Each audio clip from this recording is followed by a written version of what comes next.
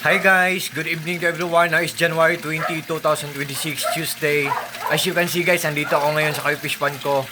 Kasi bago lang ako nagpapakain ng dinner meal nila. At ito po ang mga pets ko guys, mga Koi Fishes. At ito po ang Koi Fish Pond ko guys, maliit lang. Simple, small, butterball, yan. Yan. And by the way guys, hello pala sa mga fish keepers dyan. Good evening and happy fish keeping, oh. Honestly guys, dito talaga ako nagtatambay guys pag wala akong ginagawa kasi believe me or not guys, may wala kayo sa hindi. Ang mga Koi Fishes guys ay mga stress relievers po sila. What I mean po, nakakawala po sila ng stress. Kasi gradually or dahan-dahan lang kinukuha ang mga stress natin. At the same time, fortune din sila or lucky charm din sila. Nagbibigay din sila ng swerte sa atin guys. Look at them guys, so they're so very beautiful and wonderful guys.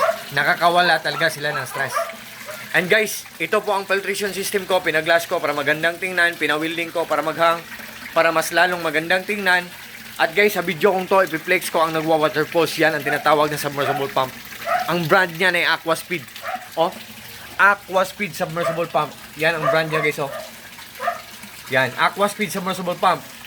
Siya ang nagwa-water pulse. Sa sobrang lakas niya, ang ingay-ingay niya, what you see is what you get, what you hear is what you get. Sa sobrang lakas niya, ang ingay-ingay niya, para siyang nature na waterfall sa bukid na pagbagsak ng tubig. Ang sarap-sarap pakinggan sa mga tainga natin. Para tayong nagme-meditate guys.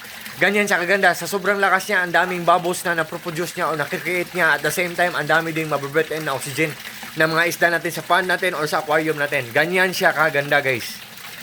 At guys, sa lahat po ng mga fish keepers na naghahanap po ng submersible pump, tingnan nyo lang ang link ko guys. Nandyan po. Subukan nyo lang guys kasi meron kaming solar power system setup. Marami kaming mga solar panel sa bubong namin. Wala kaming binabayaran na electric bill every month. May generator kami, portable solar generator, malaki at maliit. At may monitoring, nalalaman namin or namomonitor namin ang isang gadget kung matipid lang kumain ng kuryente. Aquaspeed guys, matipid lang sa kuryente, good pa ang quality, tapos mura lang. To all my friends, thank you so much po. God bless sa ating lahat. God bless us all, and that's all.